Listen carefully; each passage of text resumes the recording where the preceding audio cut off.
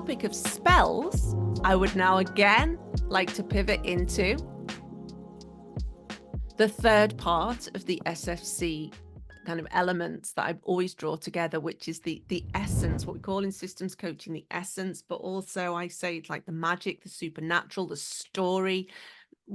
What kind of how have you had a more access? It's a wordless place, right? As soon as you give words to it, we're in the dreaming. So it's hard to kind of talk about metaphor, symbolism, and so on. But like, what kind of have you had any magical expanse in this So coaching? much magic. And it sounds really, it's very practical though. It's practical. Oh yeah, absolutely. So this is the thing. It is very hard to articulate, I think. And I think that it's also kind of tempting to minimize some of Of these course. magical things, right? Mhm. Because um yeah, like sometimes when you put words to them, they sound a Trite. bit, yeah, a bit trite or a bit naff or something like Yeah. that, but they're really not. And Yeah. Can I just interrupt here? Because I just had a massive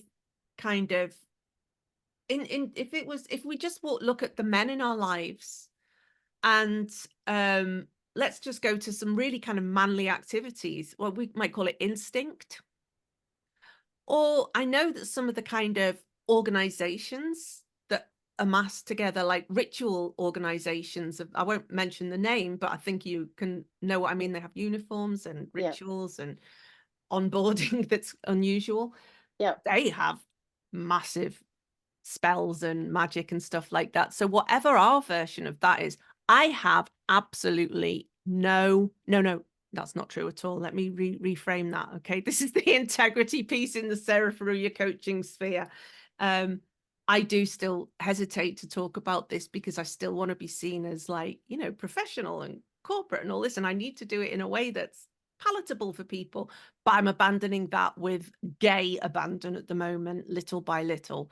So I just want to open that up for you now, Sarah. I'll take on the NAF Wild Witch part of it, and you can talk about how the essence and the access to more and more Momo magic is helping you. So it's almost like there are like dozens of moments that are kind of like flooding into my mind at the moment. And I'm probably not going to pick the most magical, the most like, oh whoa, that moments, but because they come up a lot. But some of the things that come to mind are like when we there'll be a gesture or something like that, and then we kind of like, instead of just ignoring that and focusing on the words, then maybe we we play with that gesture a little bit, right? Like, oh, like what's that? And then it's like, oh, what is that? Well, hang on, if it was something. And then there's this whole kind of new realm that like opens up when you start being playful and imaginative around that kind of thing. And when you don't gloss over coincidences or um, slips of the tongue, or like interesting words that come out that are kind of unexpected, like when you actually sort of glom onto those and like dig in a little bit, I feel like all kinds of insights have come from that, because we obviously have so much else going on aside from the words that we're editing as we speak, right? Yep. And so it feels like we're tapping into that well of all the other stuff that's going on.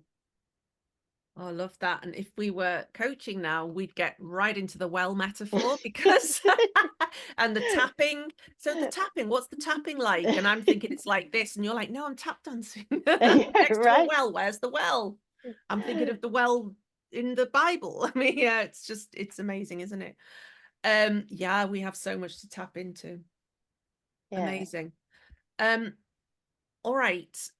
And how does that actually help you in your daily life, though? How does that kind of help you in your daily life or in your professional life as well? It helps a lot. One of the things that's very, very practical, I think, is that it means I pay a lot of attention, right? I'm kind of not just coasting through, right?